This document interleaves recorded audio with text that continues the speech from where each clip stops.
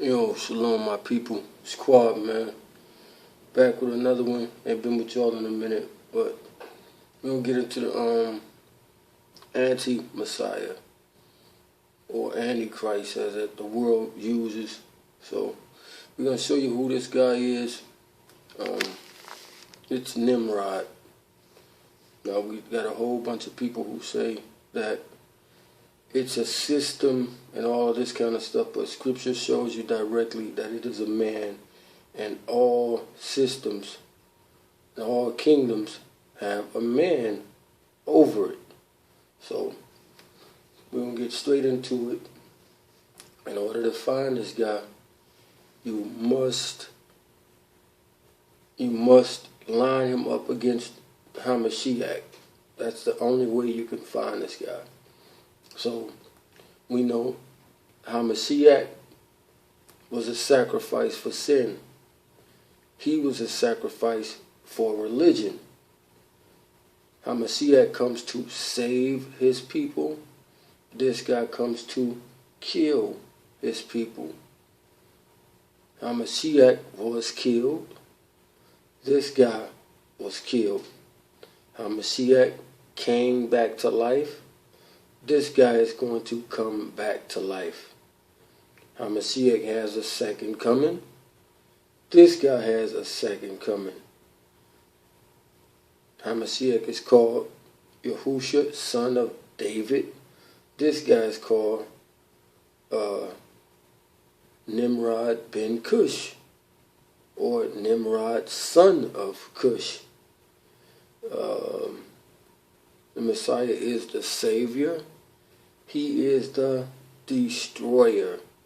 So when we line all these things up and know what anti means, it means to be against or to be in place, to take place, to be in the place of. And that's what this guy is. He's opposing Hamashiach.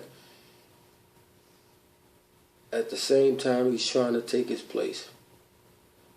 So let's get right into it. Colossians 1:26, one of the greatest mysteries in the Scriptures. Colossians 1:26. It says, even the mysteries which have been hid from ages and from generation, but now is made manifest to his saints. So this thing right here is one of the biggest things in Scripture that people has wanted to know forever and trying to find out. And it's now being made manifest to his saints. So it's just like he told Daniel to go your way, seal up the book until the time of the end. That's why I believe we're in the time of the end. So the actual truth is about to come out about a gang of stuff that we've been deceived about. But we'll get into that later. Let's get Ecclesiastes 1:9.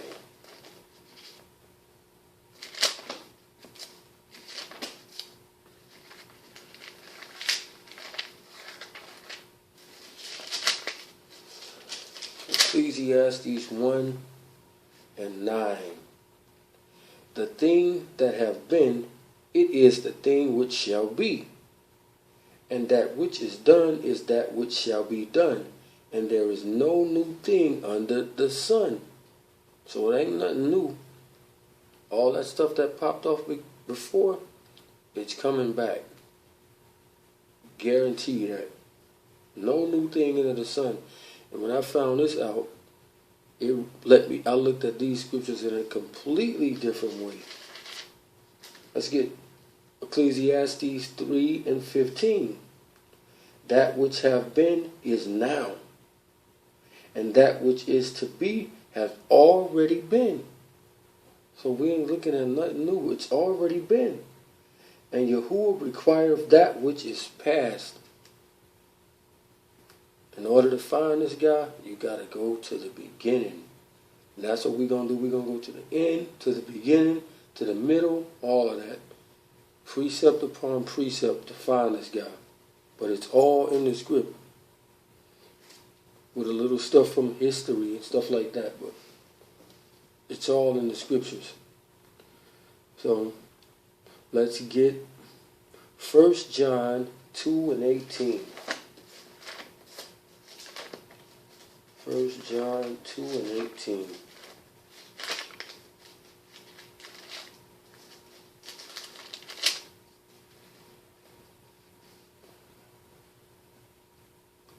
All right.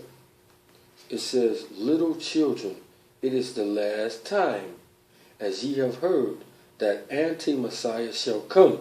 Even now are there many antichrists or anti-Messiahs, whereby we know that it is the last time. So anybody who don't believe in Hamashiach automatically is an anti-Messiah. But it's a main one that's coming. That's a main one. That's what we need to keep in mind. Don't fall for that system stuff.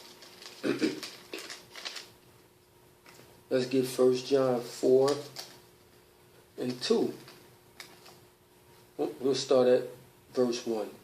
Beloved, believe not every spirit, but try the spirit, whether they are of Yahuwah, because many false prophets are gone out into the world. Hereby know ye the spirit of Yahuwah. Every spirit that confesseth that Yahushua HaMashiach is come in the flesh is of Yahuwah. And every spirit that confesseth not that Yahushua HaMashiach is come in the flesh is not of Yahuwah, and that is that spirit of anti-Messiah. Wherefore ye have heard that it should come, even now already is in the world. So the spirit shall come, but it's already in the world. When they was writing this, when John was writing this, the spirit was already there, but the spirit been in the world, trying to keep Hamashiach from ever coming. It's a whole religion, one of the big ones, that completely deny Hamashiach. Ponder on that. Let's go back to the beginning. Because we said that anti-Messiah spirit already in the world, right? So let's go back to Genesis.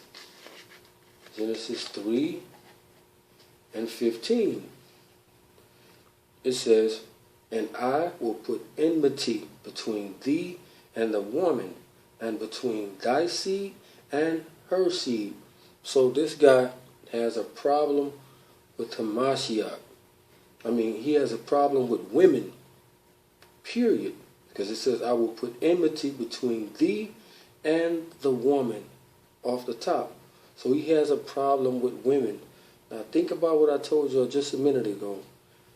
It's a whole religion, a big one, that denies Hamashiach. And they deny women's any type of rights in this place. Ponder on that too. Another topic, but still relevant with this. And I will put enmity between thee and the woman, and between thy seed and her seed. It shall bruise thy head, and thou shalt bruise his heel. Now I want y'all to remember that. Bruise his head, and thou shalt bruise his heel. Now the serpent knows this. So in order to keep from getting his head crushed, he need to stop whoever is coming to crush his head. So he's trying to do this. Let's jump right over to the next chapter. Genesis chapter 4. We're going to get right down to it. We're going to start at verse 6. And Yahuwah said unto Cain, why art thou wroth? And why is thy countenance fallen? So right here we got a picture of Hamashiach against anti-Messiah right here. This, of course, Hamashiach is playing Abel, the sacrifice, the sacrificial lamb, and Cain is being anti-Messiah. If thou doest well, shalt thou not be accepted. If thou doest not well, sin lieth at the door, and unto thee shall be his desire, and thou shalt rule over him. And Cain talked with Abel his brother, and it came to pass, when they were in the field, that Cain rose up against Abel and his brother and slew him. So he thought that he got away with this, and he got over. But Seth came along, and Seth's name means replacement, by the way. So he ain't stopped nothing, because he put the replacement right there, and the seed still came along. But your boy Lucy wasn't done. He still was at it. Let's see. Let's jump right up to Genesis 21.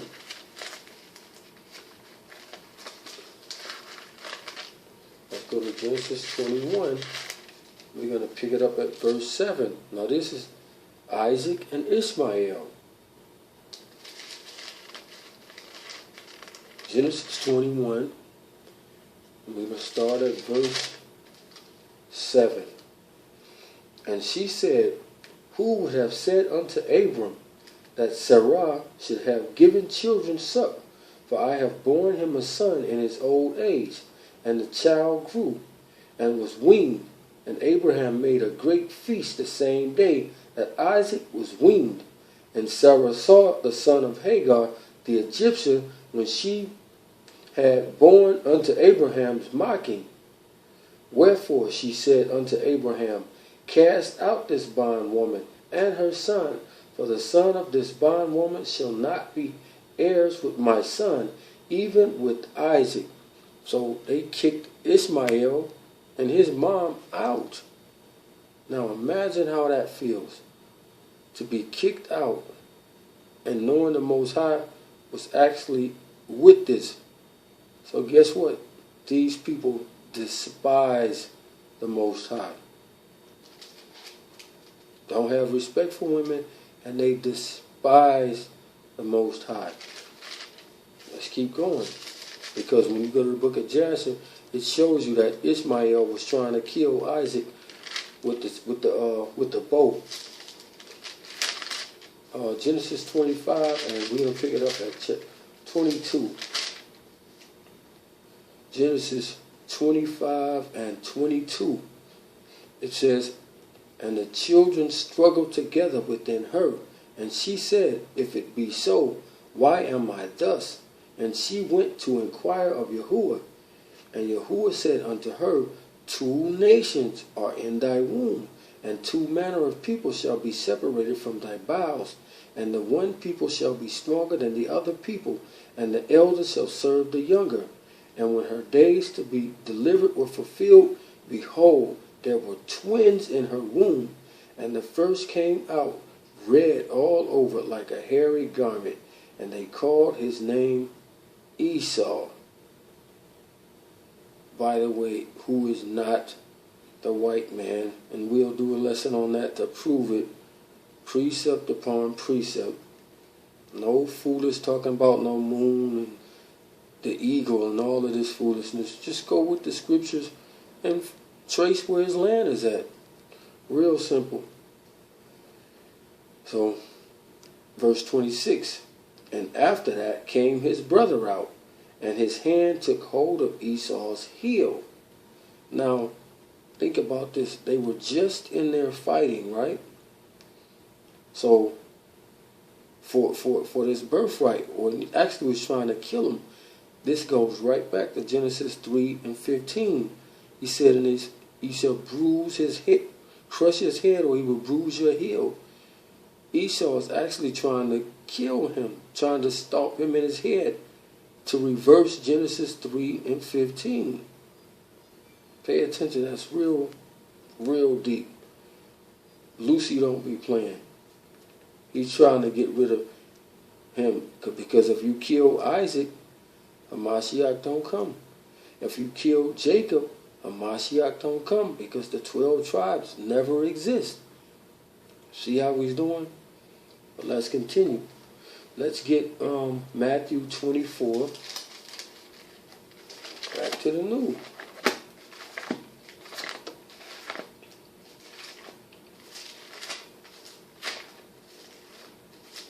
Matthew 24.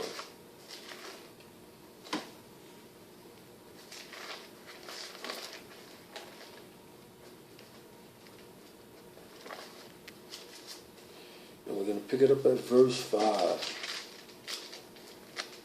Matthew 24:5. For many shall come in my name, saying, I am Hamashiach, and shall deceive many. It's a gang of them right now. From Yahweh ben Yahweh to Ben Ami to the blanket, the new bald-headed young dude, Yahweh ben Yahweh ben Yahweh ben Yahweh ben Yahweh ben Yahweh ben Yahweh, Triple Day, man, it's a gang of them. And they are deceiving a gang of people. We're going to jump down to verse 24. It says, for there shall arise false Hamashiachs and false prophets. Same thing that Revelations talk about, the beast and the false prophet.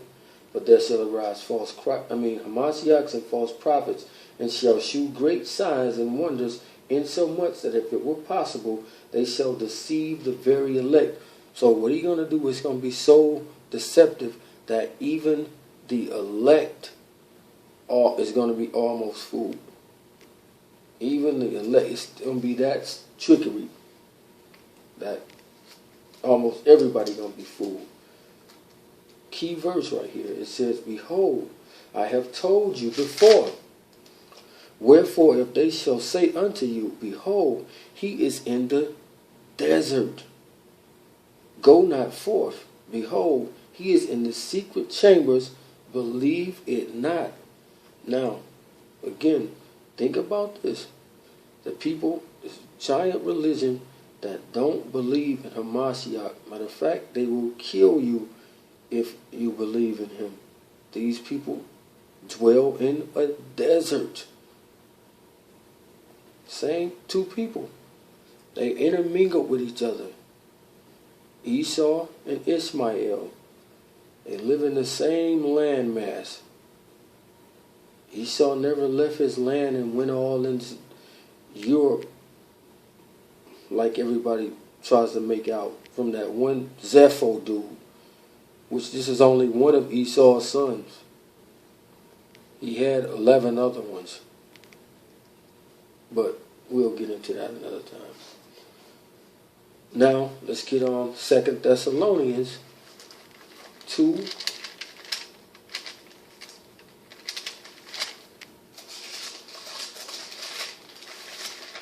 Second Thessalonians 2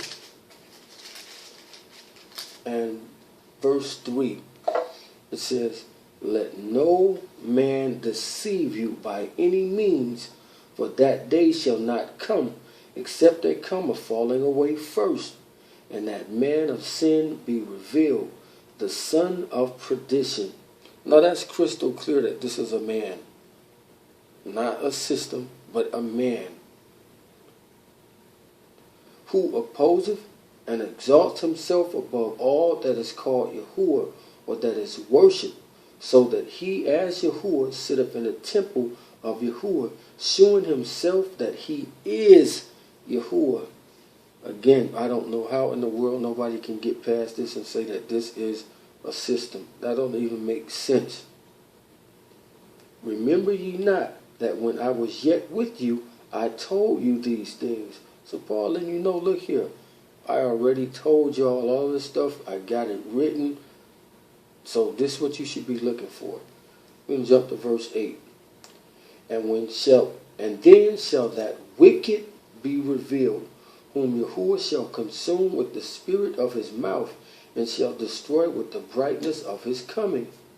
Even him, not system, even him, whose coming is after the workings of Hasatan, with all power and signs and lying wonders. And since these people don't want to follow what Hamashiach and the Most High is saying, this was going to happen to you. And with all deceivableness of unrighteousness in them that perish, because they receive not the love of the truth, that they might be saved. And for this cause Yahuwah shall send them strong delusions, that they should believe a lie. So, guess what? A lot of these dudes who y'all look up to, sending them y'all money, They teaching y'all straight lies. Because they inherited this stuff from the 60s or 70s and all that. Passed down a lie. That's all it is. Because it's definitely not precept upon precept, and it's tearing and butchering precepts up. So we see that this is definitely a man. Let's get Mark 13. And when he get here, he ain't going to be playing. He is not going to be playing. Let's get Mark 13 and 19.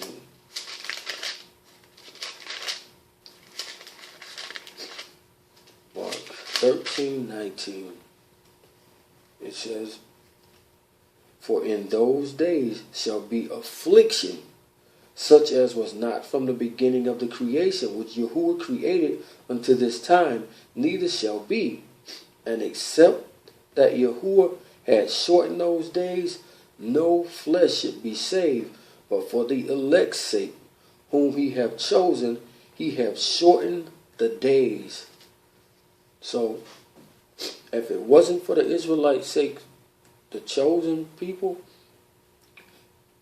and the Most High shortening the days, he would kill everybody. No flesh would survive this. That's a deep. That show you that this guy is not going to be playing when he come. So we got all of these shiny videos telling you that it's Prince Williams, that it's Obama, all of this stuff. These videos have been put out here purposely to throw you off, to not look and follow what these scriptures say about this guy. And that's all you got to do, is follow what the scriptures say about him and know where he's coming from. So let's get to the crux of this. Let's get Revelations 13.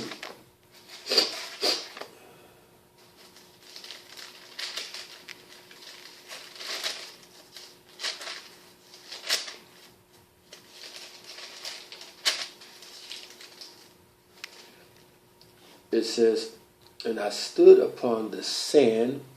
Where is sand at? A desert. "And I stood upon the sand of the sea, and I saw a beast rise up out of the sea, having 7 heads and 10 horns, and upon his horns 10 crowns, and upon his head the name of blasphemy. And the beast which I saw was like unto a leopard, and his feet were as the feet of a bear, and his mouth as the mouth of a lion.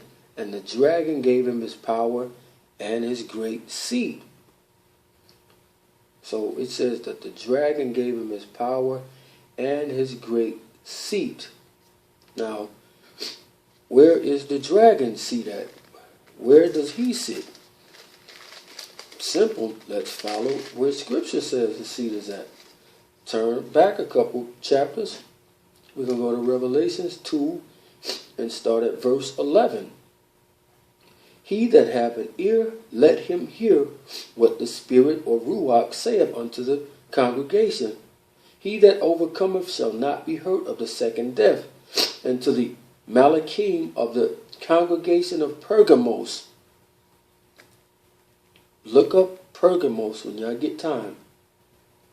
"And write these things, saith he which hath the sharp sword with 2 edges. I know thy works, and where thou dwellest, even where Satan's seat is." It's in Pergamos, a.k.a. Turkey, where Satan's seat is. "And thou holdest fast my name, and hast not denied my faith, even in those days wherein Antipas was my faithful martyr, who was slain among you, where Satan dwelleth." One moment, my people.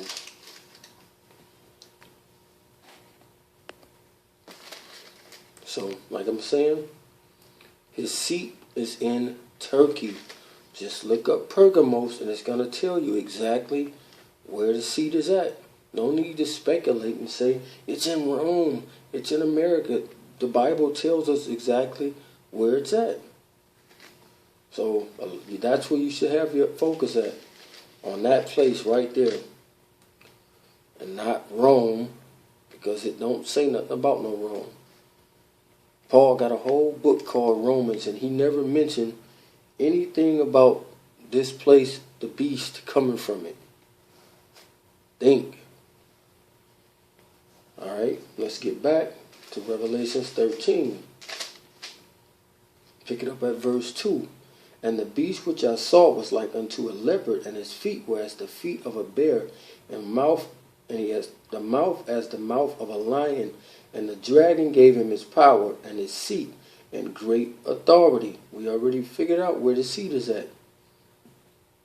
And I saw one of his heads as it were wounded to death, and his deadly wound was healed. So it's letting us know that one of these kings, or head of one of these beasts, was wounded. He was wounded to death. But somehow right here, the deadly wound was healed. And all the world wondered after the beast.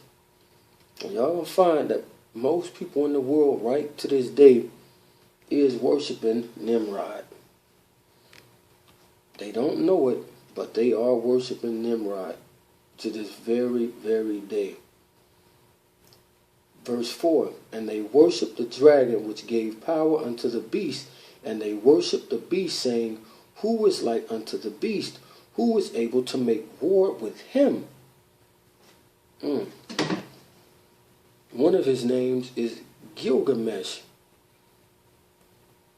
And this is exactly what they said. Gilgamesh said, who can make war with him? Who can go against this guy? Look that up when you get an opportunity. Let's continue. Let's get Revelation 17. Revelation 17. And we're going to pick it up at verse 7. It says, and the Malachim said unto me, wherefore dost thou marvel? I will tell you the mystery of the woman and the beast that carrieth her, which have the 7 heads and the 10 horns. The beast that thou sawest was, and is not, and shall ascend out of the bottomless pit. What this verse right here is saying that this beast was alive, is dead, and it shall ascend out of the bottomless pit. So the beast, no need to wonder where it's coming from, is coming out of the bottomless pit, and go into perdition. And they that dwell on the earth shall wonder, whose names are not written in the book of life from the foundation of the world, when they behold the beast that was, and is not, and yet is. Now remember, you got to match him up against the Mashiach in order to find him. Let's go back to Revelations 1 and 17. We're going to see the same language from Hamashiach about himself. Revelations 1 and 17. This is John speaking at the beginning. And when I saw him, I fell at his feet as dead. And he laid his right hand upon me, saying unto me, fear not, I am the first and the last. So we got to find out who was the first king on the opposite side. Nimrod was the first king, and he's going to be the last one, just like Hamashiach. And it says, I am he that liveth and was dead, and behold, I am alive forevermore. So be it. And I have the keys of hell and death. Same exact thing right here. Hamashiach says, I am he that liveth and was dead, and behold, I am alive forevermore. Same language that it was just talking about with the beast. So he's trying to come back to life. Let's continue. Go back to Revelation 17. And we're going to pick it up at verse. We're going to pick it up at verse 10. And there are 7 kings. Do this math. And there are 7 kings. 5 are fallen. In the time that John wrote this, 5 of the kings were already dead. Okay? 7 kings, 5 are fallen. 1 is, and the other is not yet come. And when he cometh, he must continue a short space. We're going to find out one of these kings get a do-over, because it's 7 in all, 7 physical ones, but one of them get a do-over, and he makes up the 8th, but he is in the 7. Let's read it. And the beast that was and is not, even he is the 8th, and is of the 7, and goeth into perdition or destruction. So 5 kings, 5 of them already dead. 7 kings, 5 already dead. One is to come. And when he come, he continue a short space. And he is of the 7, but makes the 8th one. So one of these kings get a double duty. He get a double dip. So he's going to be the first and the last. Now remember that. Now he's all through the Old Testament under various names that not too many people know about. So let's go hunt this guy down. Remember, he's going to exalt himself and all of these different things. Let's get Daniel 11.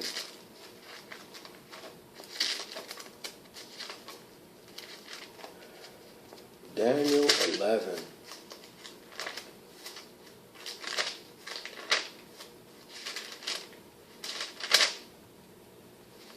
Daniel 11. And we're going to pick it up at verse 36. Daniel 11 and 36.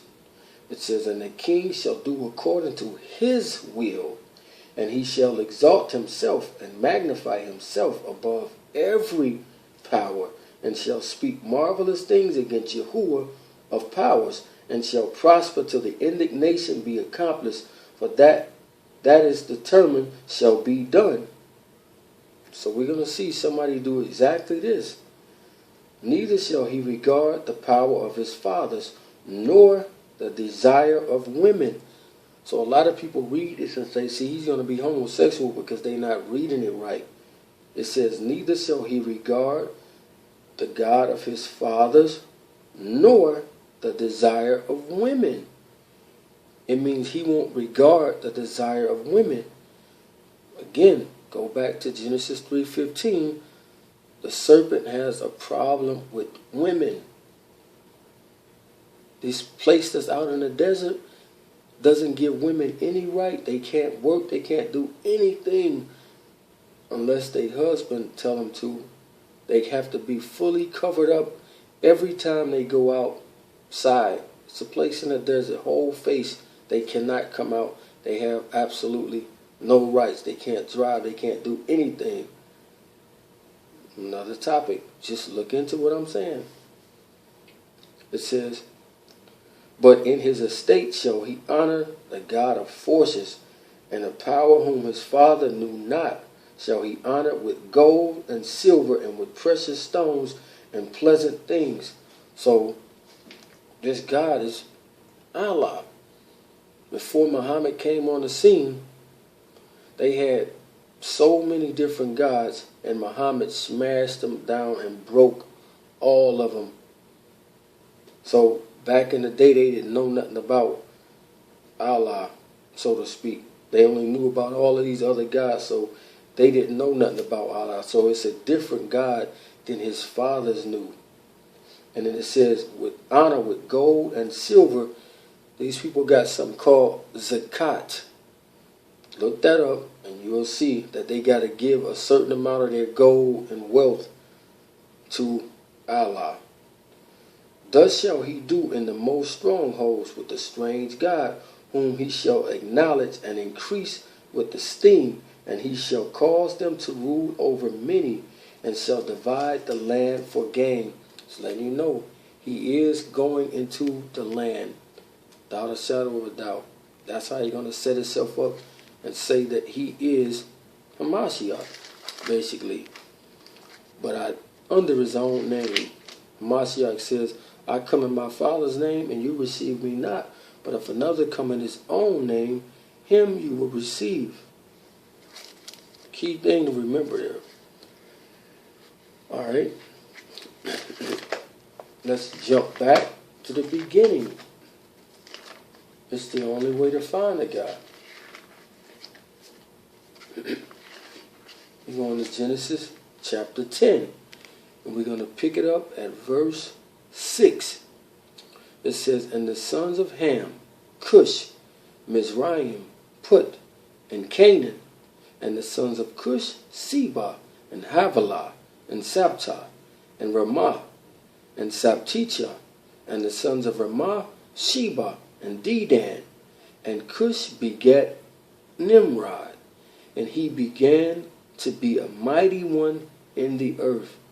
Now, most people don't understand that it's a Mashiach that's in the Old Testament on behalf of the Most High. And they call him the Almighty in certain times. Well, right here, they call this guy the Mighty One in the earth. Verse 9, he was a mighty hunter before Yahuwah. Wherefore it is said, even Nimrod, the mighty hunter before Yahuwah. So this before means like in the face of. He was a mighty hunter. They worship Nimrod. So he's the mighty one that they actually put in place of the Most High. Let's go to Exodus 20. And he was talking about this guy right here. Then, and Yahuwah spake all these words, saying, I am Yahuwah your power, which have brought thee out of the land of Egypt, out of the house of slavery. Thou shalt have no other mighty ones before me. Remember it just said Nimrod was a mighty one before Yahuwah. But we're not supposed to have any other mighty ones before him. All right? Let's go back to verse 9. He was a mighty hunter before Yahuwah, wherefore it is said, even Nimrod, the mighty hunter before Yahuwah. Verse 10, and the beginning of his kingdom, notice it says, and the beginning of his kingdom was Babel, and Iraq, and Akkad, and Chaldea, and in the land of Shinar. So the beginning of his kingdom was these places, right? But he gonna have an end. That's why the thing on the back of the dollar is not finished, because this was only the beginning. He didn't get to finish what he started, but he's coming back to finish it. So we're gonna have to prove that with scripture. So let's go to the book of Josephus. We're gonna go to the book of Josephus to pick up the count from the Tower of Babel. All right. We're going to the Antiquities of the Jews, Book 1, Chapter 4. Antiquities of the Jews, Book 1, Chapter 4. And we're going to start at verse 111. For when they flourished with numerous youth, Yahuwah admonished them again to send them out colonies, but they, imagining the prosperity they enjoyed was not derived from the favor of Yahuwah, but supposing that their own power was the proper cause of the plenteous condition they were in, did not obey him. Same thing going on today. I'm a God. I can go into my chakras and do all of this. I'm a God myself. 5% is same stuff. Nay, they added to their disobedience to the divine will the suspicious that they were, therefore ordered to send out separate colonies, that being divided asunder, they might the more easily be oppressed. Now it was Nimrod who excited them to such an effort and contempt of Yahuwah. So he's the one that riled them up. Nimrod riled them up. Now it was Nimrod who excited them to such affront and contempt of Yahuwah. He was the grandson of Ham, which we just read, and the son of Noah, a bold man, a great strength of hand. He persuaded them to ascribe it to Yahuwah as if it were through his means they were happy, but to believe that it was their own courage which procured that happiness. He also gradually changed the government into tyranny, seeing no other way of turning men from the fear of Yahuwah but to bring them into a constant dependence upon his power. He also said he would be revenged of Yahuwah. This guy's bold. He said, I'm going to be revenged of Yahuwah. I'm going up there to fight him. The boldness of a man.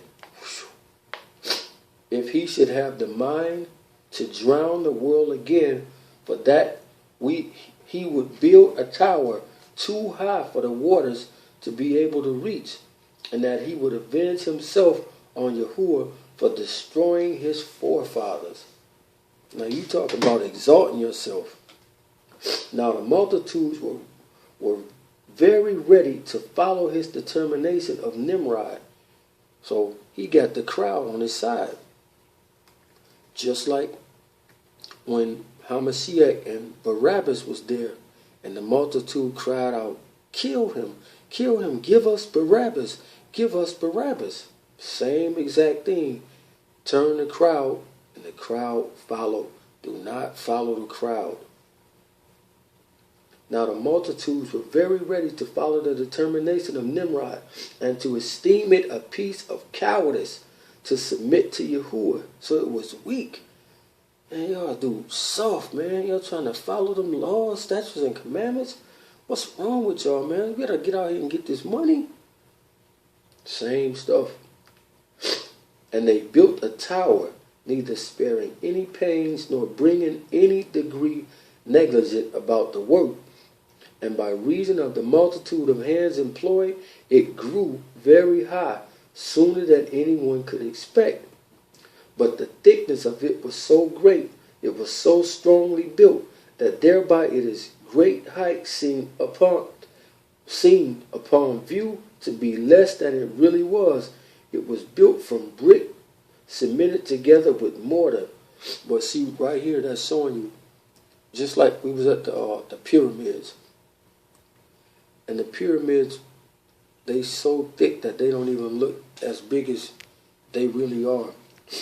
But when you miles away from it, you can see how enormous the things really are. They huge. I'm talking about extra big. So we see this account right here from the Josie, right? This guy definitely exalted himself and tried to fight the Most High. He turned everybody against the Most High, right here, as we can see. So let's get into a little more. Let's get Isaiah 23. And we're going to pick it up at verse 13. Now remember, Nimrod is the one who founded Babylon. That's what you got to keep in mind. He is the one who founded Babylon. Another name is Shinar, or the land of the Chaldeans. All of this stuff, but it's Babylon. Just other names that they calling it. So Isaiah chapter 23.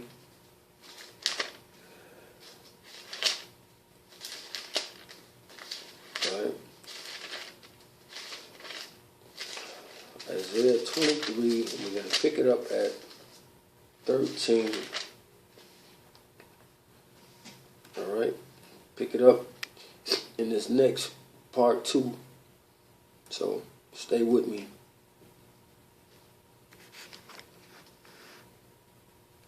Matter of fact, I'm going to just let it go. It says, behold, the land of the Chaldeans. This people was not till the Assyrian founded it for them that dwell in the wilderness. They set up the towers thereof, they raised up the palaces thereof, and he brought it to ruins. So, again, behold, the land of the Chaldeans, this people was not till the Assyrian founded it for them. Now, something is wrong. We know that Nimrod is the founder of the land of the Chaldeans. So, either this book is contradicting itself, or Nimrod and this Assyrian must be one and the same person. We're going to prove that they indeed are the same person. So one more time. Behold, the land of the Chaldeans, this people was not till the Assyrian founded it for them that dwell in the wilderness. They set up the tower thereof, they raised up the palaces thereof, and he brought it to ruins. See that? So somebody, we got to follow this Assyrian guy. Let's keep going. Let's get Isaiah 30. And almost every time you got a prophecy of the Messiah, right after, you usually have a prophecy of him. So let's get Isaiah 30 and 27. It says, behold, the name of Yahuwah cometh from far, burning with his anger. This is talking about Hamashiach. He is the name. Behold, the name of Yahuwah cometh from far, burning with his anger, and the burden thereof is heavy. His lips are full of indignation, and his tongue as a devouring fire, and his breath as an overflowing stream shall reach to the midst of the neck, to sift the nations with the sieve of vanity, and there shall be a bridle in the jaws of the people, causing them to err. Ye shall have a song as in the night when a holy solemnity is kept, and gladness of heart, as when one goeth with a pipe to come into the mountains of Yahuwah, to the mighty one of Israel. Calling him right here the mighty one of Israel. And Yahuwah shall cause his glorious voice to be heard, and shall shew the lightning down his arm, and with the indignation of his anger, and with the flame of a devouring fire, with scattering and tempest and hailstone. Now we're about to switch to the other guy. For through the voice of Yahuwah shall the Assyrian be beaten down, which smote with a rod. Now, right over the chapter, a couple chapters before, it said that the Assyrian founded the land of Babylon, or Shinar, or Chaldeans. Right here, we see the Assyrian in the end times being smote from Hamashiach. How does that happen? So he's fighting Hamashiach right here. That means this Assyrian guy has to come back somehow. Verse 31. For through the voice of Yahuwah shall the Assyrian be beaten down, which smote with a rod, and in every place where the grounded staff shall pass, which Yahuwah shall lay upon him, it shall be with tabrets and harps, and in the battle of shaking will he fight with it. For Topeth, look up Topeth in your Strong's Concordance. It's going to let you know what this is. It's the lake of fire. It's going to say a place of cremation. But notice when it was ordained for, it said it is ordained of old.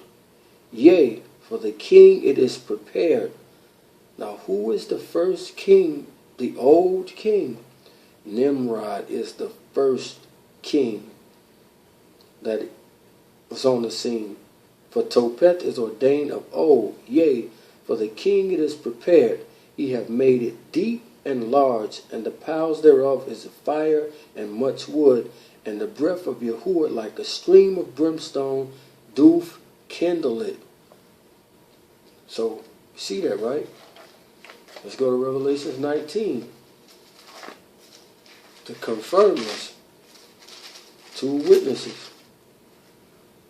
Revelations 19 and 19. And I saw the beast and the kings of the earth and their armies gathered together to make war against him that sat on the horse and against his army.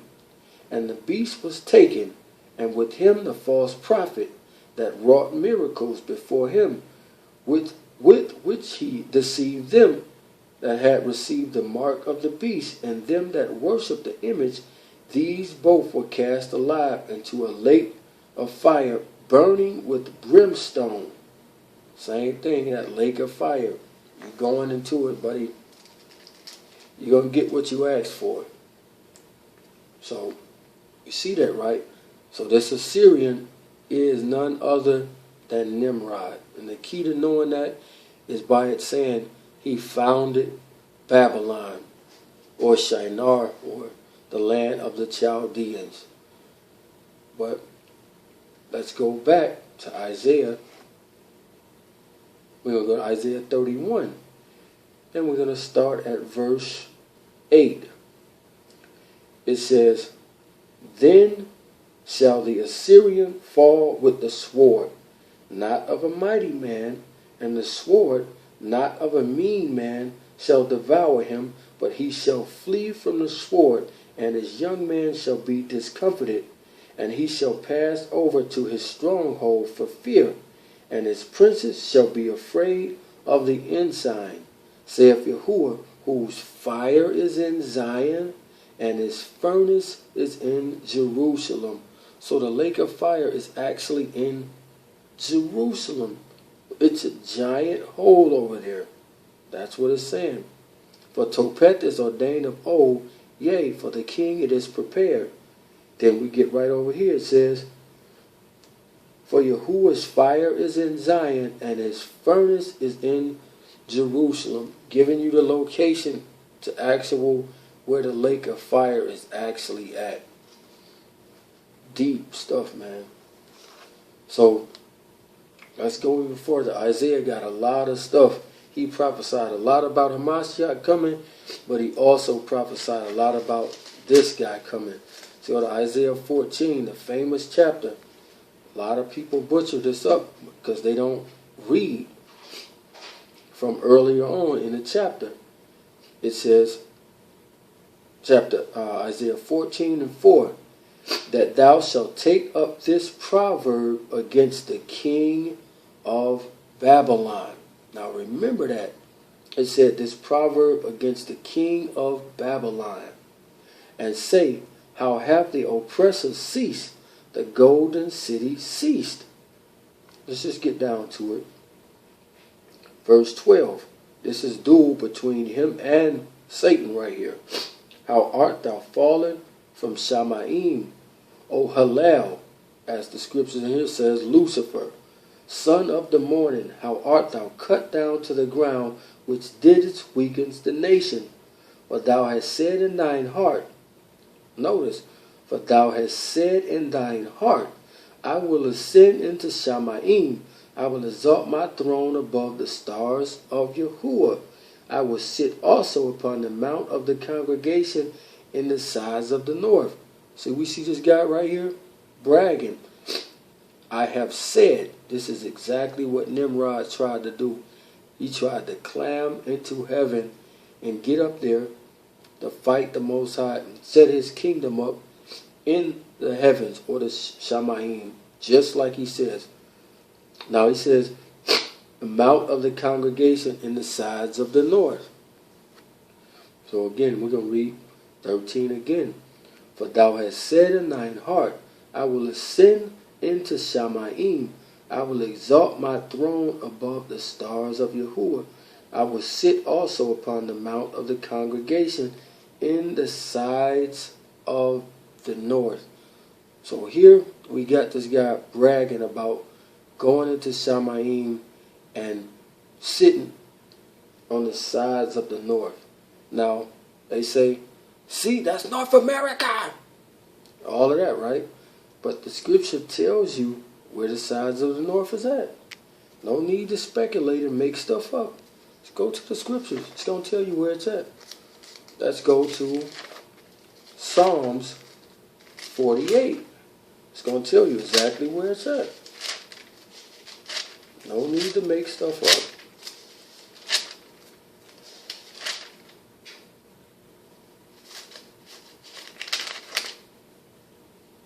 Psalms 48 and 1. Great is Yahuwah, and greatly to be praised is the city of our power, in the mountain of his kodeshness. Beautiful for situations, the joy of the whole earth is Mount Zion on the sides of the north, the city of the great king. See that? Told us directly where it's at. Didn't have to make nothing up and say it's North America. It's in Jerusalem. Let's go back. We're going to start at verse 14. I will ascend above the heights of the clouds. I will be like the Most High. Yet thou shalt be brought down to hell, to the sides of the pit. Where does it say the beast comes from? The sides of the pit, right? That they shall see thee narrowly. They that see thee shall narrowly look upon thee, and consider thee, saying, is this the man that made the earth to tremble, that did it shakes kingdoms, that made the world as a wilderness, and destroyed the cities thereof, that opened not the houses of his prisoners? All the kings of the nations, even all of them that lie in esteem, every one in his own house. But thou art cast out of thy grave. So to be cast out means to be thrown out. He's buried in the pit, but he will be thrown out of his grave. And it says like an abominable branch. Well, we know Hamashiach is the branch. Right here it says this guy is the abominable branch. As a raiment of those, a remnant or raiment of those that are slain, thrust through with the sword, that go down to the stones of the pit, as a carcass trodden underfoot. So now it's letting us know that go down to the to the sides of the pit, thrust through or killed with a sword. So we got to find out how Nimrod was killed. We're going to go into the Safar, to the book of Jasher, and find out. So we're going to go to Jasher 27, and we're going to pick it up at about verse 6. It says, and this is Nimrod and Esau beefing. And Nimrod and his men that were with him did not know him. And Nimrod and his men frequently walked about in the field at the cool of the day, like Yahuwah was walking in the cool of the day in the garden, and to know where his men were hunting in the field. And Nimrod and two of his men that were with him came to the place where they were, when Esau started suddenly from his lurking place, and he drew his sword and hastened and ran to Nimrod and cut off his head. So think of the people today who cut people's heads off that are out in the desert. It should point you to some people. Saudi Arabia. All right. So we see right here that this guy got his head cut off. So he qualifies for being in the pit. Right? All right. So let's go. We're going to continue. I got a little information for y'all right here. And I want y'all to remember, when he died, he had a whole bunch of names. I'll give y'all some of his names that he went by. Gilgamesh, Baal, that's all through script. Melkart, Adonis, Ishmael, Dumuzi,